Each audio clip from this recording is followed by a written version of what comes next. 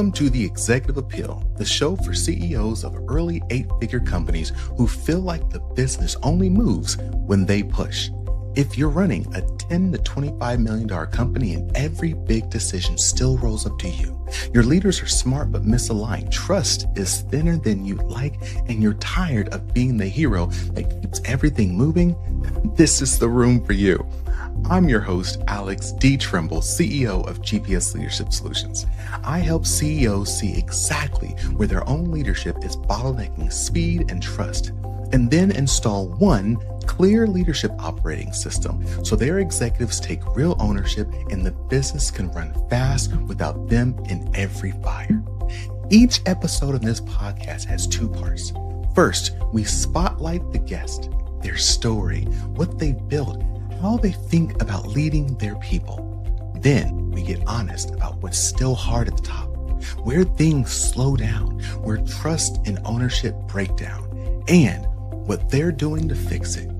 No theory, just what actually worked in the room when the cameras were off. Now, let's meet today's guest.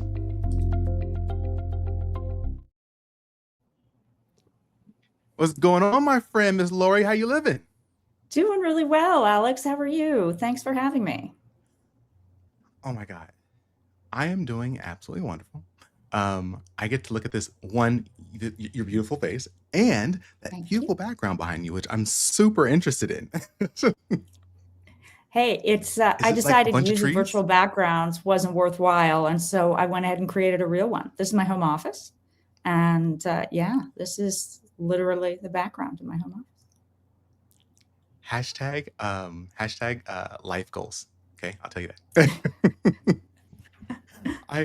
you. I've been so looking forward to chatting with you today. And again, we can't move forward without giving the audience context as to who you are in your space. And again, you have an amazing title. You've had CEO's titles, you had executive director titles, you're board, like you're all those things. And I'd love to understand, what do we need to know about your past that it helps us understand how you see the world, how you think. So do you mind just kicking us off like that? Sure. I think probably the salient feature of my professional story is that I didn't plan any of this at all. That I did not come out of school thinking I would have a career in the energy space. I was convinced I was going to be a career academic. And about 4 weeks after graduating from college, I literally fell into a job for a renewable energy company in the early 90s, while I was in South America, actually, and living in Chile. And that was the beginning. And I followed that path that was nonlinear and kept learning. And the more I learned, the more plane tickets they bought me to interesting places, which was at that time really the measure for me, was the ruler by which I measured all things. How many plane tickets can I get to interesting places? I stuck with it. And, which at 22 means a lot. And really what happened was I was thrown into situations that I objectively was not qualified for. At 22, 23, 25, and, was thrown on 7 boards at the age of 26, for example. And people trusted me. The people I worked for trusted me, even though I didn't have necessarily the resume at that time. And they saw something in me, they trusted me, and they supported me. They didn't just leave me out there alone. They gave me opportunities and gave me support and exposed me to situations where I could learn and really sink or swim. And I sought out resources to help me in those situations and figured it out. I don't know that that's as possible today in the same kinds of situations I was in. They were high stakes situations of shareholder conflicts. They were international arbitrations. They were lots of extreme business situations that you don't generally find yourself in until much later in your career, if ever.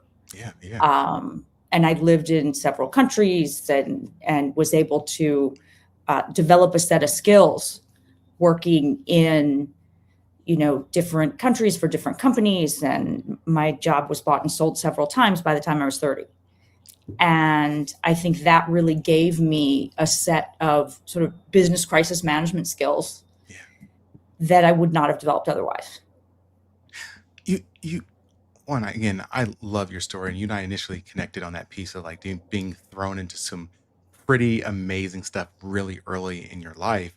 And there's something about you that led people to do that. We're going to definitely dive into that. I'd like to hear about the point where you said some of these experiences are just harder to have nowadays. Yeah. Would you mind spelling it out, sharing like Sure. what are those experiences, and why do you feel like they're harder nowadays? Yeah. For example, at 22 in my first role, I was originally hired as a simultaneous interpreter. And 4 months, Spanish, English, English, Spanish. And 4 months into the job, this was by a NASDAQ listed US company. I was in Chile. They were starting to explore, this was business development, explore utility scale wind power opportunities in South America. And I was based in Santiago, and they hired a Chilean representative who didn't speak any English. And he was sort of the business side. And, 4 months later, the company made a mistake I've seen US companies make a lot. They terminated the employee by email, even though they'd signed a Chilean labor contract with him. And he, of course, sued them under Chilean law. And so the CEO of the company called me and said, Laurie, you're the only employee I have who speaks Spanish. I need you to go find an attorney. I need you to become the legal representative of the company. Don't sign anything without calling me, et cetera, et cetera. And there I was, like the good eager 22-year-old, and an attorney called me from New York, from King and Spalding, and said, okay, I've got this list of lawyers, go interview them, call me back. And so I went and I did all those things. And all of a sudden I was the legal representative of this, subsidiary that was basically like me. And I had to recover the property and manage the lawsuit and do all these things and interface with the general counsel in Connecticut. And I did them all. Of course, I stopped sleeping because of the anxiety that this was causing me. And I did all these things like a good, responsible person, and learned and was reading and talking to attorneys and managed this lawsuit. And at the same time, we started, meteorologists were coming down. And so I was taking them all over the country looking for wind and learning about the business. And I don't know that even that a publicly traded, even recent IPO type company would tell a 22-year-old to do that today. Maybe they would. I think it's harder today. We have more communications. Like, look, email had just come out at that point, right? We were doing most things by phone and fax. I think today, in our more technologically advanced, interconnected world, there are other solutions to throw the recent college grad at this because she speaks the language. Like, I think that organizations are a little more sophisticated, and I think there are other solutions. And in a way, it's a shame because of the growth opportunity I was given was so tremendous. And that's what I love to lean into that for a moment, because to your point, I mean, again, same thing happened to me, just thrown into the room, managing executive leadership development. So I'm in the room at 23 years old with the most senior level executives in the government, like with them and talking to them, discussing them, them asking me for advice, as well as private sector executives, because they knew I was an in to the federal government. So like I had this access at a young age that I would say, like you said, made me grow up really fast in regards to like how I handled myself, maneuvered myself. But there's some other stuff I thought was really, really important. But I want to hear from you first. What do you think was yes, you learned some skills and things like that, absolutely. What do you think was the true value of jumping in it earlier in your career versus later? By jumping in earlier, I think I avoided what a more traditional path forces you through if you end up in like a big company, where you often end up in a cubicle for 10 years and having to supposedly earn your way into certain rooms. I skipped all that. And I don't think that path is necessarily worthwhile in a lot of cases. Mhm.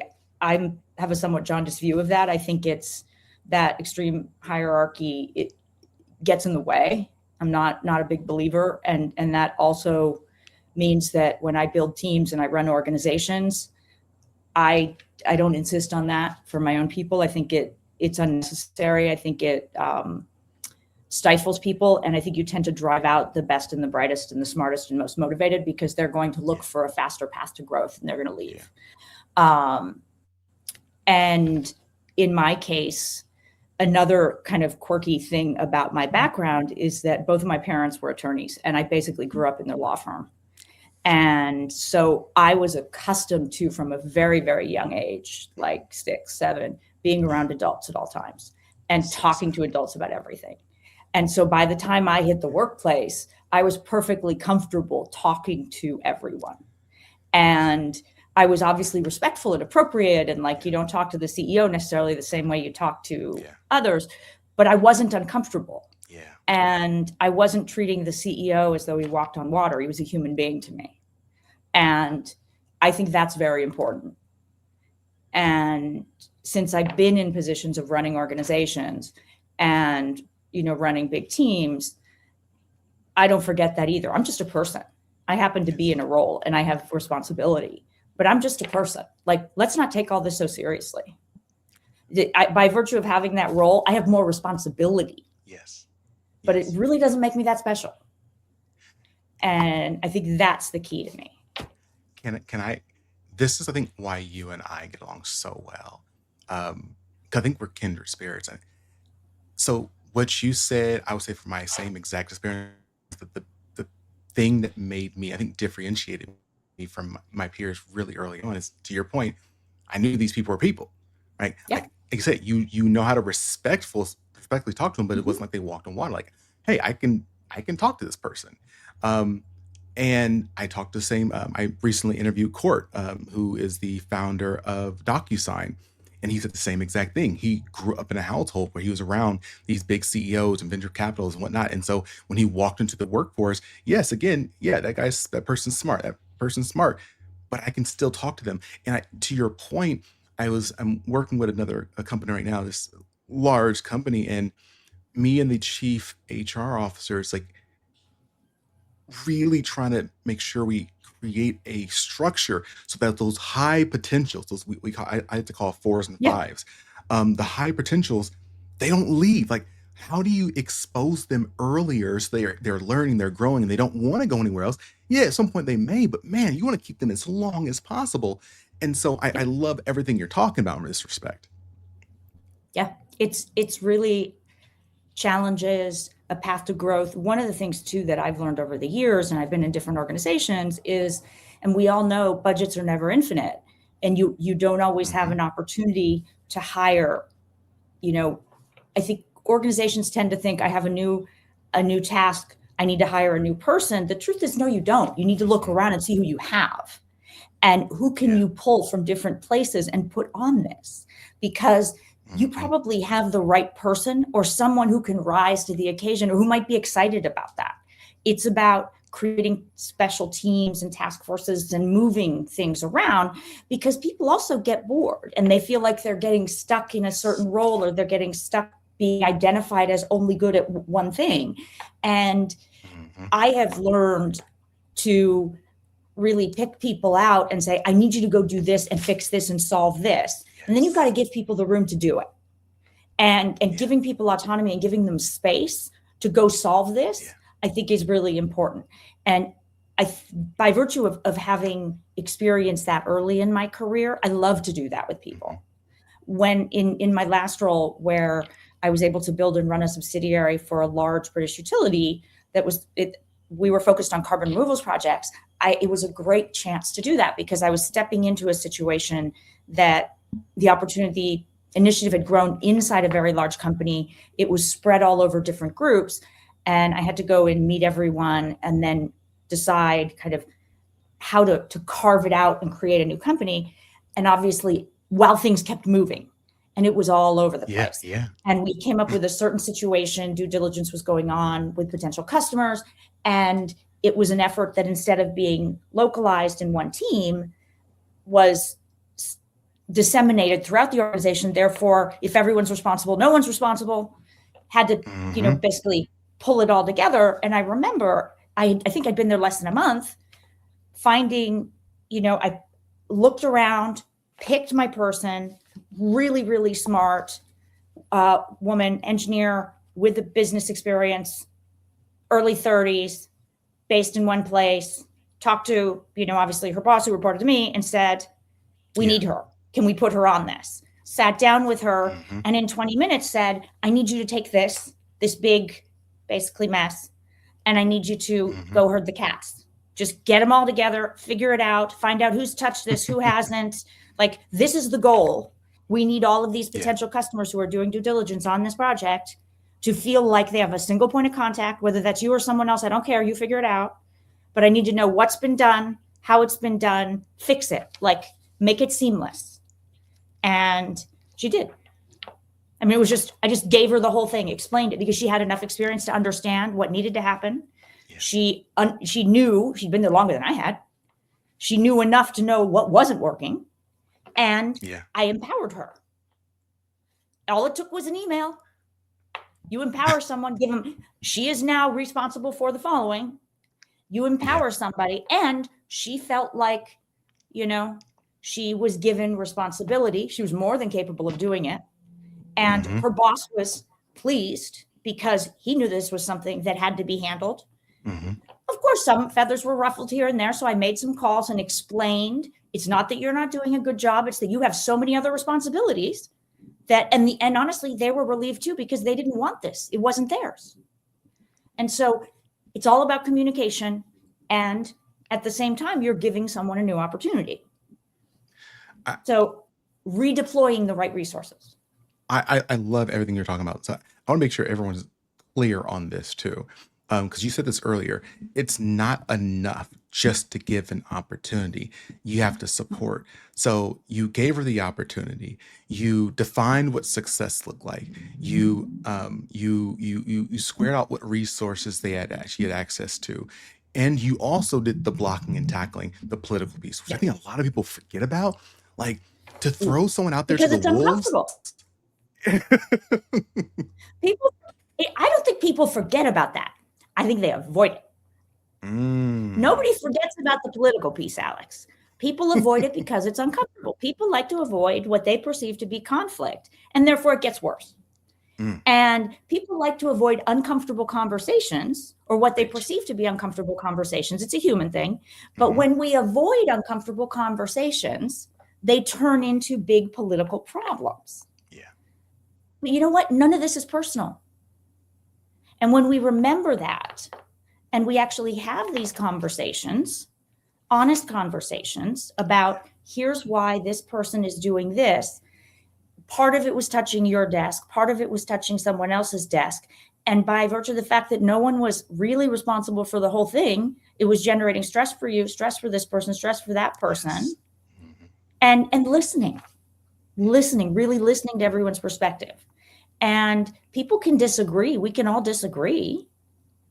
See, I think we shouldn't be afraid to disagree. Yes. And being able to wade into disagreement in a productive way and talk it out, I think, is the most important thing. And I have seen in boardrooms, in executive committees, when people won't talk through their disagreement, but they want to all pretend they agree, either agree with the CEO or agree with each other. All we do is walk out in the hallways and start whispering. And it just festers. I really love to hear, you've been lead on many projects. You've been lead of multiple organizations. You're in a board, so you're in the boards. You're in the space where you're helping to guide the future of organizations. I'd love to understand, like, what is your vision? Like, what is good to you? What is great to you? And how do you apply that to the spaces and places that you're in? Sure. I've been I've had a wonderful opportunity. I'm on a board now of a power generation company in Mexico, and it's a great example of what excellence looks like to me. In a lot of ways, I've been on this journey with this company for 4+ years, and I've seen it grow. And from a situation of, where they were really trying to work on the operation and on the teams, and in these 4 years, I've seen them reach a level of professional excellence in the way they operate their assets. And one of the things I think that has impressed me so much, and it's been a real privilege to be a part of that, is they haven't only focused on the physical operation, they've focused on the structure. And the reason I use this example is because it's just a nice, clean one. They've focused on transforming the way the entire company operates. Yeah. And we've addressed a lot of this at the board level, transforming all of their internal systems from a digital perspective, from an HR perspective, from a communications perspective. They focused on identity of the organization. And I talk a lot about identity because I think it's incredibly important, both individually and collectively. People have to feel like they belong to something, and something that they're proud of. We all want to belong. We want to belong to a team. We want to belong to an organization that we can feel good about. Because honestly, we all want to do good work, and we want to be recognized for that work. That's why we get up every day. I want to do meaningful work. I want to build teams. I want to build projects. So I like energy infrastructure. Energy touches everything. Yeah. Energy contributes meaningfully to the economy. That's why I believe in clean energy. That's why I care about climate change. This has to do with how our economies function every day, how people live, improving quality of life. And whether I'm sitting on a board or I'm helping to guide a team or an organization in another way, making sure that people feel like they are part of something real, and that their contributions are recognized, and that they are channels for them to communicate their concerns that are open and authentic, I think is the most important thing. And wherever I sit, that needs to be a focus. That and excellence from an intellectual perspective. There's no excuse for laziness. I want to see rigor. I want to see rigor in every memo. I want to see rigor in every presentation. I want to see excellent work. Yeah. And in that, I admit, anyone who's ever worked for me can laugh at this. I am known for being a stickler about grammar. I believe in the Oxford comma. I do not want to see any laziness in my grammar. I do not want to see a text or an email without appropriate punctuation. Because when you start getting lazy about that, you're lazy about more important things. So I'm a stickler on stuff like that, because it's a reflection of your quality of work across the board. Thank you. I'm loving this. Quick question. Do you have a great team, but it still feels like you're doing all the thinking and things aren't moving as fast as they could? I built a free 10-minute executive leadership diagnostic to show you exactly where trust, proactivity, and productivity are leaking on your team, and what to focus on this quarter. If you're watching, scan the QR code on your screen now. If you're listening, go to gpsleadership.org/diagnostic. You'll also find the link in the episode description. Now, back to today's episode. Everything you've talked about thus far, I feel like it's looking for excellence, getting people to bring you on as a younger individual, bringing other people to the table, bringing people together who are from different places, different spaces, who have different opinions on things, and have them still move in the right direction. I feel like all of that comes from a degree of trust. And the big T word. Yeah. Yes. I'd love to hear from you. Like, first, what does trust mean to you? And then what does it look like in the workplace? Trust is the most underrated quality on any team. People talk about it. They rarely understand how to foster it and how to preserve it. It's very delicate. Easy to lose, hard to get back. I have walked into situations where I was stepping into an organization or a team. And one of the first things that I always do is to talk to everyone and ask the same, 4 or 5 questions. What would you change? What do you think the three best things are about the organization, the 3 worst things? If you were in my shoes, what would you do first? Things like that. It's kind of the basic first 90 days kind of question to see what everyone says. And I try to do that the first week or 2 to talk to depends on how large the organization is, right? Certainly all the direct reports, but as many people as I can, and see what the answers are like, and then mull them over, collate them, think them through, and then have some kind of all hands meeting where I review the answers and openly, which usually throws people off. Anonymously, it's not coming to say so-and-so told me this. Yeah. I'm a big believer in sort of radical transparency, which makes people very uncomfortable.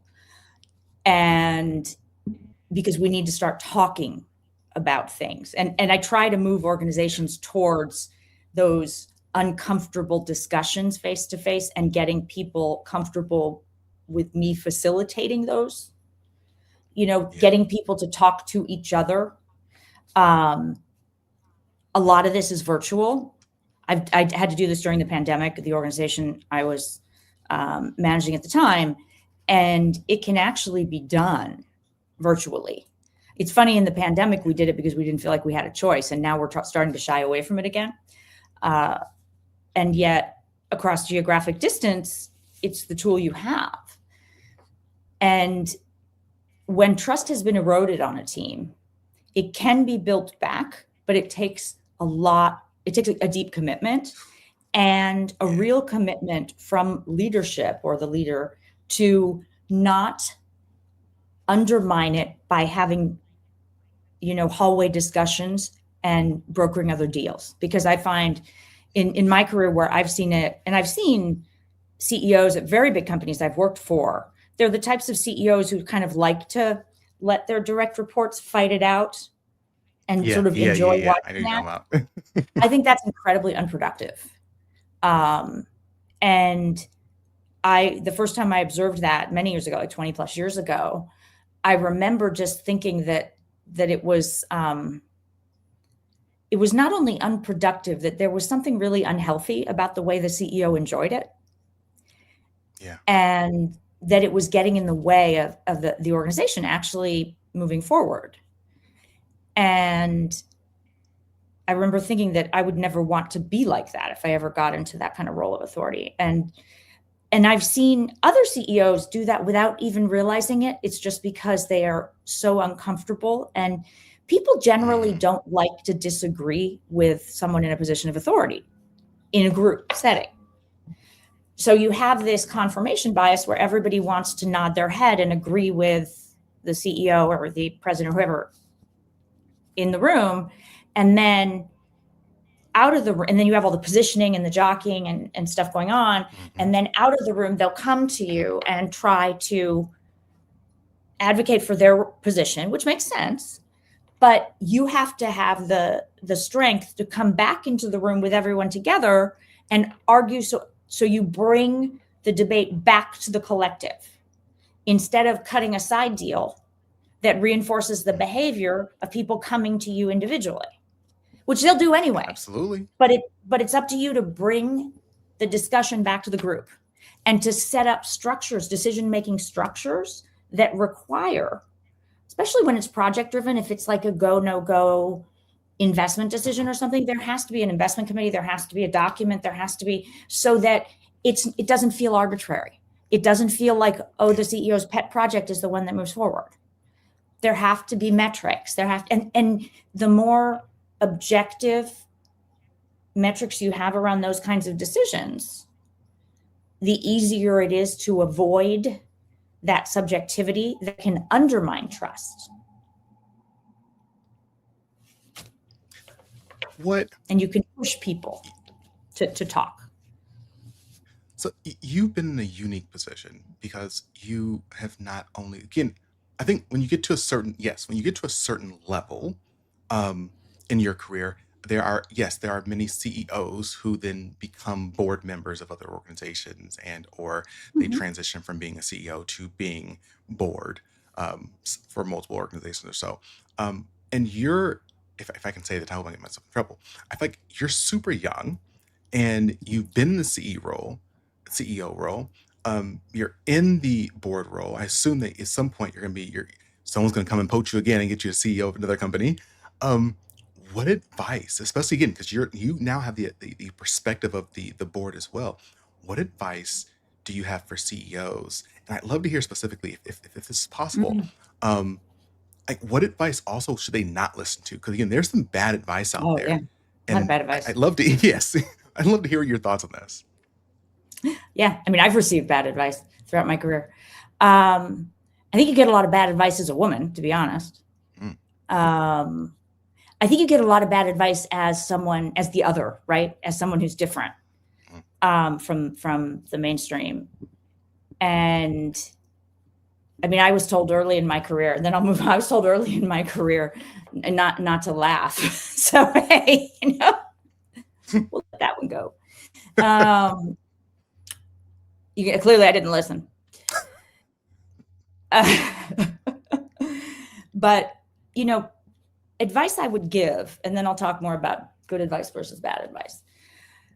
I think I come back to authenticity, and I come back to trust and conversation, and I think it's about really making sure that your most important disagreements amongst your senior staff are handled in a room together.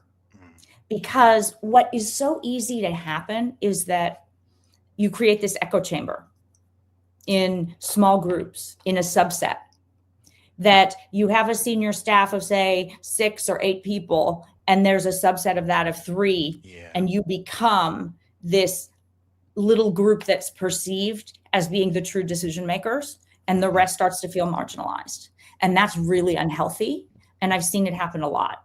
And that does undermine trust, and it's perceived across the entire organization. And I think a lot of senior staffs and executive staffs don't realize how their every move is scrutinized, and how their every move is read by the organization as having meaning that it likely does not. Yeah. And often executive committee, senior staffs, whatever you want to call it, can be so caught up in what they're dealing with that they lose touch with how the rest of the organization is interpreting their every move and behavior. And even if you're in a crisis situation, you need to be doubly careful. And it isn't, the official communications are important, but they're probably less important than everything else the organization is interpreting. Yeah. And so you need to be doubly conscious of your unofficial messaging. And it's that unofficial messaging that you have to be more aware of, and find other ways to communicate with your organization. Have your town halls, but get out there if you have other spaces where you can sit and just talk to people. Yeah.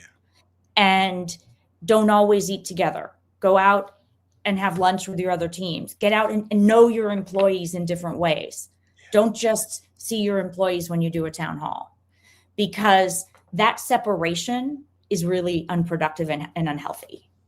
And I think that if you have a more fluid relationship with your employees, and your executive teams know other teams' employees, and things as simple as have your VPs go and give chats to other teams, have that cross-pollination. Yeah. I started doing that in the last company that I ran, and it was really good. I would go personally have, these were virtual chats each week with individual teams, and then started having my direct reports do the same. Because you want the other teams, you want the meteorologists or the resource assessment people to understand what the commercial people do, and you want the commercial people to understand what engineering does, and you want engineering to understand, not with the groups they deal with every day, the groups that they don't deal with. Exactly. And by having the VPs of each group go talk to, and then you want the individual groups to be hanging out together. And the leadership and all that cross-pollination means people trust each other more because they understand the view of the world of the other groups. And then when I would start going to each individual group, they started asking me questions that they didn't feel like they could ask in the town halls. Yeah. And then I started throwing away the script. I'd use the script in the beginning, and then I just started opening up the Q&A. And as people got more comfortable with me, they started asking more questions. And that kind of cross-pollination of leadership, I think, really helps so that when the crisis moment comes, people trust you more because they know you. Yes. And they know other members of leadership. And so that's probably the best advice I can give. The bad advice I've received is pretty much the opposite of that, right? It's the sort of maintain the hierarchy, stay in your lane. Yeah. I don't believe in staying in your lane. I don't believe in keeping people in their lanes. Because I don't think you give people a chance to grow. And I think you're underestimating people. And people can feel that. Yeah. I would feel it. I felt it when it was done to me. When it was done to me, I left the organization. And I moved on. Can I echo that real quick? Here's the problem with not treating your high performers well and not providing them space to grow. They're high performers, which means they can probably get a job somewhere else. And you know what I'll add to that, Alex? It isn't just your high performers. It's everybody in your organization, because there are people in your organization who may not be your classic type A high performers, but who are very good at a specific thing, and they really like what they're doing. And they may not want to be the next CEO, but they may want to be the best, design engineer or the best meteorologist. And they want to understand how what they do contributes to the whole. Can I for a moment really quickly define this? I mentioned this earlier. So I strongly believe, 4 out of 5s. So basically the concept is all the interviews, all the organizations I've worked with, the executive I've coached, and so on and so forth, I found the teams that are most effective and efficient, and not only from a production standpoint, but also from a closeness, trust, like they really function well as a team, are teams that are composed of 4s and 5s. So that is, okay. So I see you're saying everyone. Yeah. So anyone can be quote unquote a high performer. They're just, it's not just the person who wants to be CEO, but it's like you said, like there are people who's the geologist, who is the administrative assistant. Like they're a 4 out of 5 and they're rocking it. You don't want them to leave because they are producing, like they're so much value to the company. But again, if they're a 4 out of 5 in what they do, there are probably other places that would poach them. And so I just try to remind people, like, you should be like, yes, no, I don't believe the company is a family. I don't believe in that. I don't either. But you should be treating people respectfully as people, period.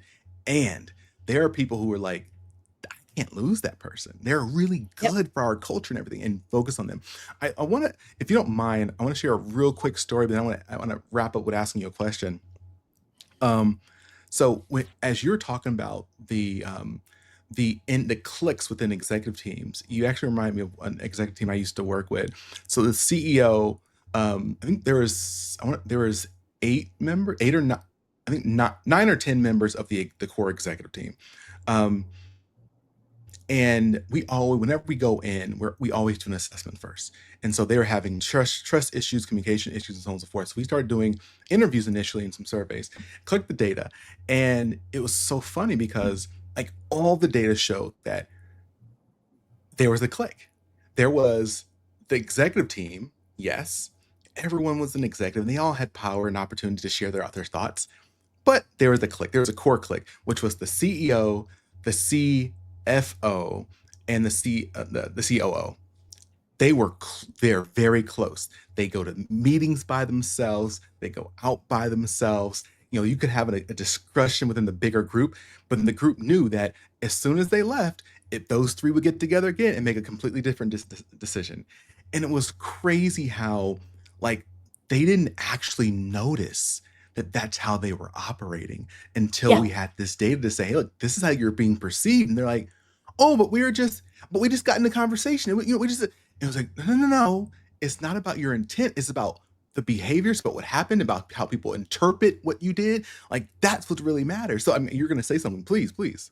Yeah, no, it's exactly what one of the things I was going to say is that intent is interesting because 9 times out of 10, intent is benign, but the impact is still counterproductive. Yes. And I think you hit the nail on the head there. It's so important. Most people have good intentions, even as they do damage to the organization or to trust. Yes. It's not so much the organization, they do damage to trust, and organizations lurch along and they're not as good as they could be. Absolutely. Preach. Yeah, I know we got to wrap up soon. I appreciate so much your time. Is there anything you want to share with the audience as we begin to wrap up now? Be authentically who you are and be excellent, and find the organization that suits your personality. Organizations tend to take on the personalities of the people who lead them. And throughout your career, it is in your hands to choose to grow inside organizations that give you the space to be who you are and to be excellent and to grow into the professional you want to be. And be honest with yourself about that. Oh man, I love it. Only thing I'll put on the table is literally the other day I had a conversation with someone who was like, we can't believe this person is not working out on our executive team. They came from these 2 big companies. They were in senior roles in these 2 big companies. They're not working out here. I'm like, yeah, but here's the problem. Yeah, maybe they were perfect for that company, but that culture and that problem, and you're a different context. And it's like, just because some person is great here doesn't mean they're not going to be, they'll be great somewhere else. Just because they're not performing well here doesn't mean they couldn't be amazing somewhere else. And it's like I said, I love that you said, it's not just about finding the position, the role, the title, but it is about providing the organization, the space, the culture that will allow you to flourish, grow, and just do amazing things. Alex, thank you so much. Oh, thank you. You put so much on my heart today. I appreciate you so much. Thank you. Likewise. I know we're wrapping up. You and I are going to keep talking because, again, yeah, we are. I every time I talk to you, I learn so much. Again, from someone who gets to, again, you're on a board in a company in Mexico. I mean, you're probably traveling out there. Like you're living my life. You're living my dream life. So everyone, thank you so much for being here. If you haven't done so already, please click the like, make sure you subscribe and share. And we want to hear your thoughts. Please, in the comment section, what did you find interesting? What did you find? What was like an aha? Like, what was like, oh my God, I hadn't thought of it that way. I'd love to hear this from you. We'd love to hear this from you and continue the conversation. So as always, stay strong, stay positive, and definitely stay moving.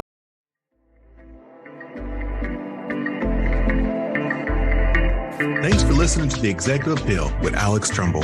I invite you to follow The Executive Appeal wherever you listen to podcasts. Follow me, your host, Alex Tremble, across all socials or via email for exclusive webinars, courses, and speaking engagements on continued topics of executive leadership. So until next time, stay strong, stay positive, and definitely stay moving.